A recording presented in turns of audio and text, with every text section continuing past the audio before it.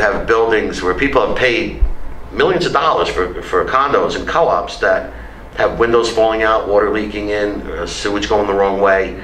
The truth is, when these low road contractors are underpaying workers, they're also underpaying their management, so they don't have the most talent at every level, and they're going to cut corners everywhere else, whether it's material or even they can even go against the laws of gravity sometimes when they have sewage pipes pitched the wrong way. Right.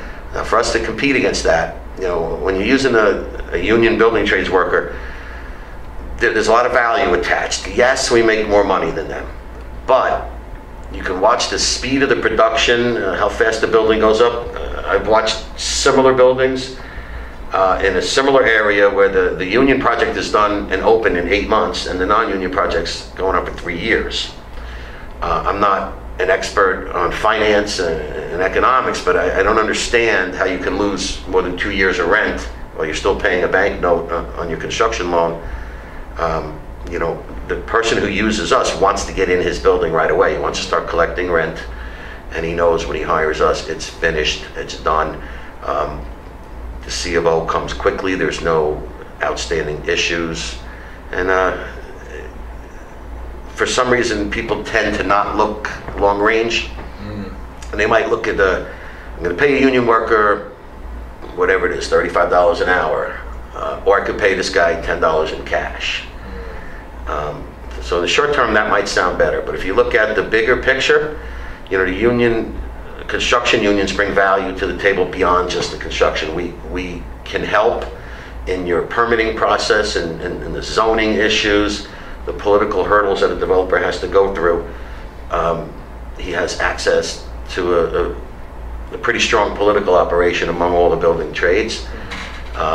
There's a safety issue that people don't seem to want to talk about.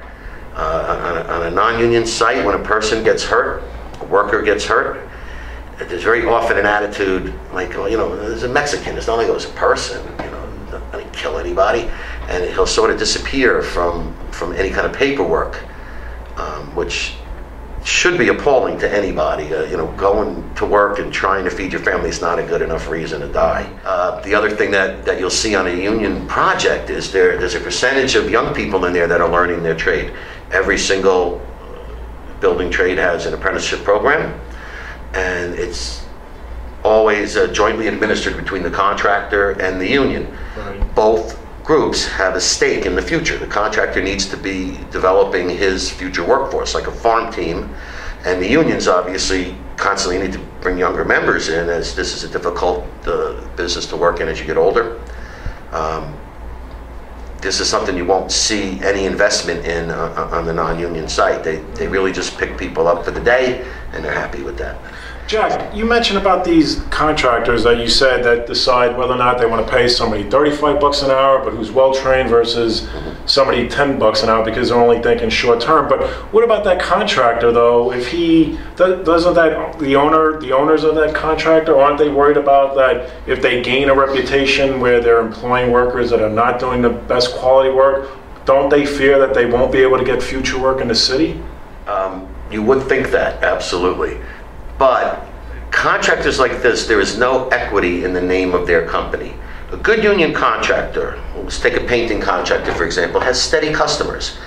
He will do all of Related's work, he will do Trump's work. His name is important to him. These fly-by-night operations that we're talking about on the non-union side are literally fly-by-night. They don't care about their name. If something really goes wrong, if there are huge OSHA penalties or a fatality or something that is difficult to fix, they will just simply close up shop and open up under another name tomorrow. It's not really that hard. So as far as gaining those making sure that the union is getting those new contracts, does the union have to work with the city in some way? Do you have to work with each individual? Do you have to work with contractors individually to secure those new contracts? A lot of our work is in the private sector. In that area there, you must give your contractor value. He has to be able to be competitive when he is bidding a job. Now, like if you were gonna have somebody paint your house, you wouldn't just pick up the newspaper and grab the first thing you see. You're gonna have a couple of people come in with different bids. And then you're gonna factor in different things. It's not just price. You're gonna wanna look at track record, you know, can I see references? But if our contractors cannot compete, they are not gonna get the jobs, and then we don't get the jobs. There's not an adversarial relationship that people think. Our contractors are our partners. We don't make money if they don't make money. So we have to do what we can to make them competitive, and that involves a well-trained workforce, a productive workforce. You know, I know there's that stereotype of 9 guys watching 1 guy work. Go to a union construction site and tell me if you see that. You will not see anybody sitting down. If the guy sits down for 2 seconds, he's fired. They have to produce. Yeah, they're paid a lot of money, but they're worth it. There's a value there. Now, as far as public sector work, yes, we do have to work with the city. Very often, almost always, there's some sort of a zoning issue. Like the way you would make money, at the risk of oversimplifying this, what a developer would do is buy a piece of land that he's allowed to build up to 6 stories. And then he changes the zoning to allow him to go to 40 stories, and then that property is now worth more money. Our job is to help him do that. If you know, we are positive he's going to use our members, we will do everything we can to allow him to make money. The developer, everyone has to make money. The developer, the contractor, subcontractors.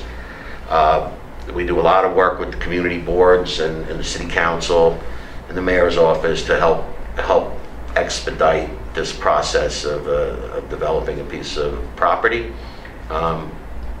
Bigger is better, denser is better for us. I understand at the same time for the community, maybe not so much.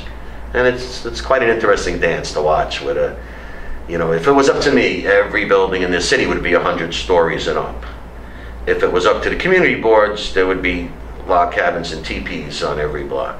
Somewhere in the middle is the right answer. What strikes me after listening to what you mentioned about what goes on at a non-union work site, doesn't the city get involved in enforcing any rules? Unless 5 people get killed in a catastrophic accident, and even then, you'll be lucky if you see anybody come out. I would never suggest that there's complicity or any kind of public integrity issues. But if you were a cynic, you might think that.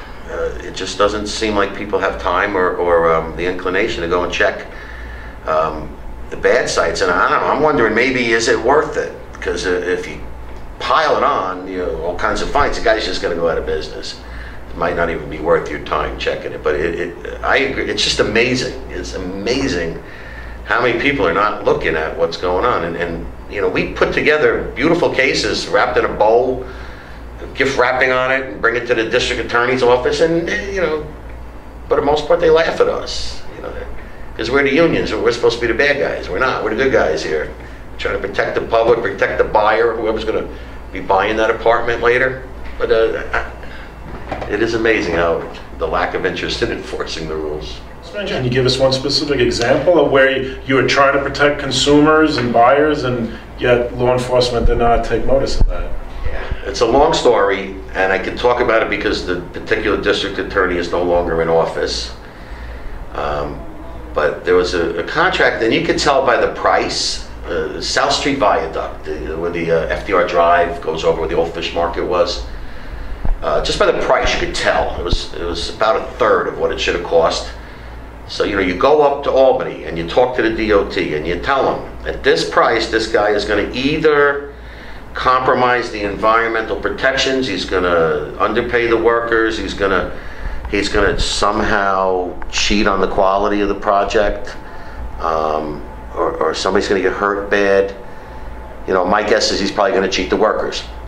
And you know, first they told me, yeah, you're right, it should cost this much, but they didn't care. They still let the price out of what it was. And then at the end of the day, everything I said was going to happen happened. I actually saw a kid got sandblasted in the throat. I went to see him in the hospital. I could see his tongue through the hole in his throat. Now it feels like my fault. I didn't impress upon them how serious I was. The guy was supposed to do 3 coats. He only did 2. He was supposed to do like a level 8 sandblast. He did a level 3. He was supposed to have safety meetings every week. He had people sign papers that he did. He was dumping toxic, you know, when you sandblast, the old paint that comes off is leaded. He was dumping that in the East River in the middle of the night. He was harboring undocumented workers that were living on the site. The list goes on and on, right? All of that stuff happened. I went to the district attorney with everything, videos and, you know, a whole nice package.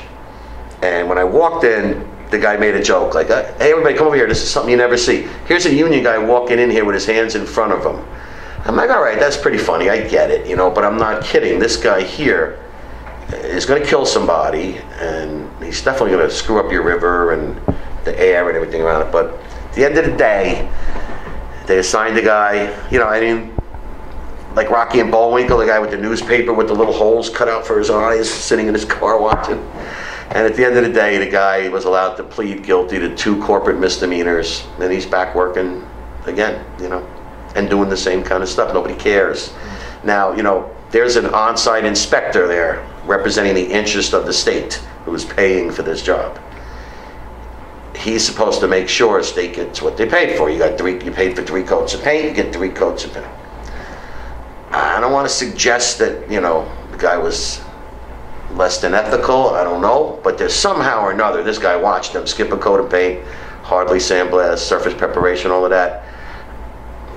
I don't know why he would do that. He's either incompetent or criminal, one or the other. And I don't want to accuse anybody of anything, but, you know, come on. A little common sense will tell you what's going on there. That's just one case.